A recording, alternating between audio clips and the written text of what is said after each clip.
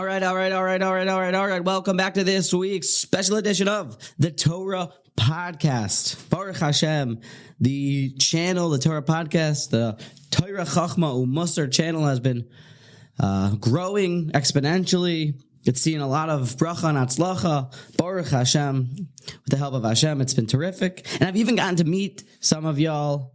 So please, if we haven't been in touch yet, please reach out. So many of the chidushim of pshat or a new idea comes from all of the different listeners that have their own shilas, their own questions, and then I try to research them and we come out with some truth and everybody gains. So please reach out on WhatsApp, 757-679-4497. And it's this week that we are treated to courtside seats, a front row seat to a Middos masterclass. We get to watch a tzaddik, Avraham Avinu, handle some of the hardest things that a person could go through. We get to see what the right responses are to different life situations. We get to watch the way a tzaddik deals with tragedy, God forbid, when Avram's trying to find a burial plot for Sarah at the beginning of our Parsha. We get to watch how a tzaddik carries out business when he is negotiating with Ephron. We are privy to what a tzaddik is looking for when he's trying to marry off his son. What is important in a prospective match, in a shidduch.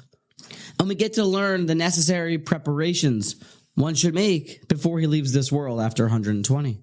So today I want to explore one specific nekuda, one small piece of the middos that we see from Avraham Avinu. And without question, the most dominating theme of our Parsha is Avraham Avinu's search, or specifically his send-off of Eliezer, his trusty servant, to go find a spouse for Yitzchak. So it seems like specifically middos when you're looking for a shidduch and what's important. So as we begin to explore this, I want to begin by saying that all of the Torah that we have here today on this podcast should go up and beseech Hashem, be a merit that any person that needs a shidduch should find it b'meher b'yameinu. It should come very, very soon. And they should be zeicha to build a bayis ne'eman b'Yisrael and live happily ever after. And with that, let us begin. There's something different about what Avram's looking for in a shidduch for his son and what we normally look for when we're looking for a prospective match. We normally ask about somebody's middos. Is he a mensch? Is she a sweet person? Are they giving people? And we kind of take for granted, do they believe in God? Do they learn Torah? How is their mitzvah adherence? To the point that we might not even ask the question. And it's odd that if you're medayik the psukim well, seemingly Avraham Avinu doesn't even tell Eliezer to search after somebody who's God-fearing, who even is Jewish, who even believes in God or has discovered God.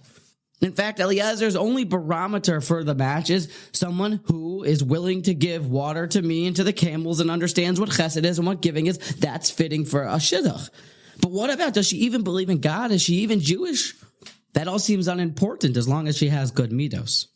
And perhaps one answer is, from one day to the next, our emunah fluctuates. We believe strongly one day, and then the next day we kind of lose faith. It's that our ideals and beliefs can ebb and flow, and belief in God can be taught and shown. But middos, they're a bit more hardwired into us. They're harder to change. And Rabbi Yisrael Salanter famously said that it's easier to finish all of Shas, all of Gemara. It's easier to do that than it is to even change one middah, one character trait. Be it as it may, middos and chesed and how a person acts, his derech eretz, is clearly what Avram cares about in a shidduch.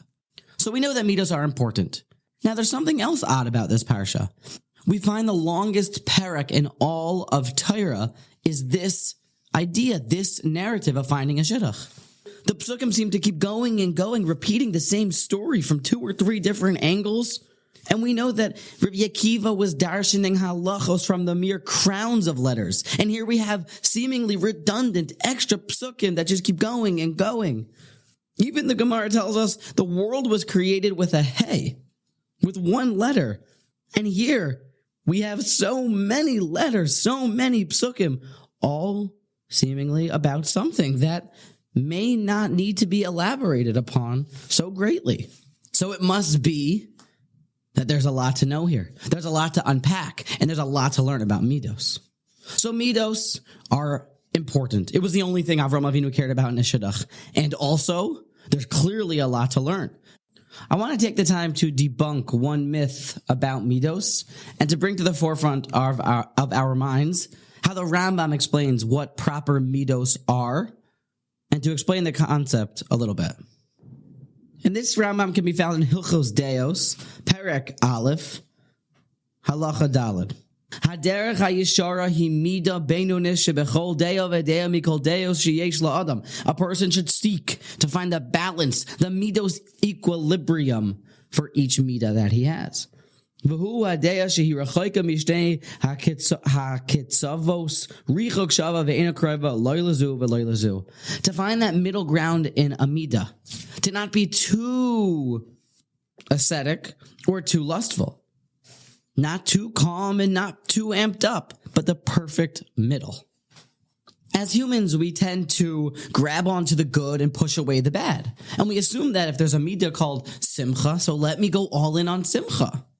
If there's a midah called anivus, humility, let me go all in and become the biggest anav. But Rambam tells us that's not the way. The way is to find that 50-50 ground, that perfectly balanced middle ground in Middos. Always besimcha, yet also, on the flip side, focused and serious. And the question is, why is that? Why is this how good Middos is done? And continues the Rambam in a couple halachos later, why this is. V'al derech hazu karo hanavim lakel b'chol osan hakinuyim. The prophets would give names to Hashem for his Middos, Erech Apayim, B'Rav Chesed, Tzadik V'Yashar, Tamim, Gibor V'Chazak, V'Kayotze Ben, all the different names that they would give to Hashem's attributes, Lahodia, to show, She'elu Drachim Tovim, because these are the good paths, V'Yisharim, that are straight, that are balanced, that are in the middle, Him, V'Chayiv Adam Lahanhig Atzmo Bahen Ulehedamos Kefi Kocho. And we are obligated to mimic Hashem in his ways as much as humanly possible. Ulehedamos Kefi Kocho, to become godlike.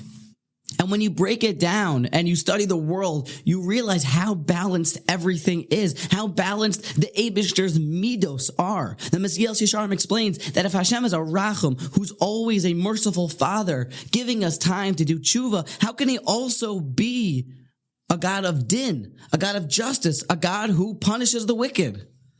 And there's paragraphs on paragraphs from the Ramchal explaining why everything is perfectly balanced and emes and straight.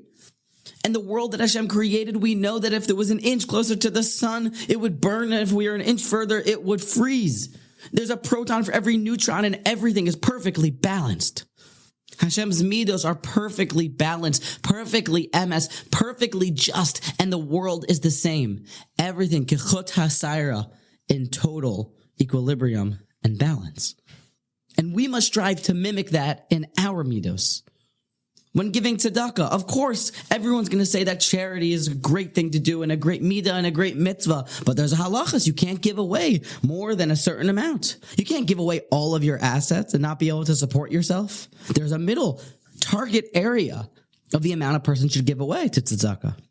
There's a very, very subtle line between confidence and arrogance. There's a midah called shiflus, called anivus, and there's a midah called godless, a midah called I am a confident person and get in the way of my Torah and my mitzvos, and I'm not happy because I'm a gadol and it's important to me, the Torah that I'm going to learn and the mitzvos that I'm going to do.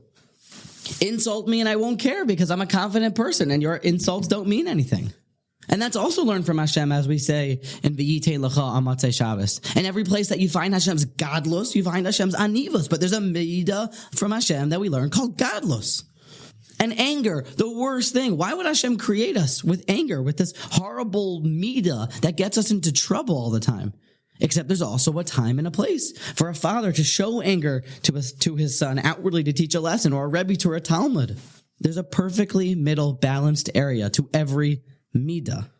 But I want to be clear about this. It doesn't mean in moderation. I don't think that's the pshat. Everything should be done at full speed, using it to the fullest extent, but not a hair's breadth into another Middah's territory. Fully maximizing kas, anger at the right times, but not encroaching upon peace and shalom even by a hair's breadth. Fully being besimcha all the way, but not encroaching upon yira of Hashem even a hair's breadth. Maximizing each Middah and finding that Middos equilibrium. And these are constantly shown to us throughout this Parsha. Examples of how a person should conduct himself in every single Middah. And when I read a book about public speaking, the last chapter was about how to get action, how to try to get your message across so that somebody will take your point and actually change themselves. And the lesson is always the same. The way to do this is to appeal to the motives that get people to act. And when it comes to Middos, there is no greater motive to get people to act than it's for your own benefit. Maximizing and controlling one's Middos is the ultimate benefit to a person. Let me explain. Gaiva, haughtiness, destroys businesses. If a person is a haughty person because of a business deal that he's done or because of some asset that he has, well, now that he feels haughty about it, he's going to feel like he's already done it. He's going to feel good about himself, and that drive, that work ethic might fade. And this isn't my Torah. This is how the Rambam finishes that same halacha. V'hahoylech b'derech hazu, somebody who goes on this balanced path of Middos, mevi tova ubracha la'atzmo. He brings himself good and blessings. Shenemar laman havi Hashem al Avraham es asher Dvar elav. So there is no greater reason for a person to perfect his Middos than for his own pleasure, his own goodness, his own bracha. Good Middos, perfection of character, brings success. Bad Middos, God forbid, destroys businesses, destroys relationships, and pulls away bracha. Study this Parsha in depth. Go through every one of the psukim and understand what lesson is Avraham and the Torah trying to teach me in my Middos. Where can we maximize our Gaiva, our Gevura, our Kas, Middos that we tend to think are just totally Ra? Where can we maximize them? And how can we also hold them back from encroaching upon our Chesed, our Torah, our Amelos? With enough effort and enough prayer, may it be Hashem's will that we are able to overcome those bad Middos, but to maximize those Middos and to maximize all the good Middos. And in that merit, may Toiva and Bracha be showered upon all of us, and anyone who needs a shidduch should come bimheira b'yameinu very, very soon.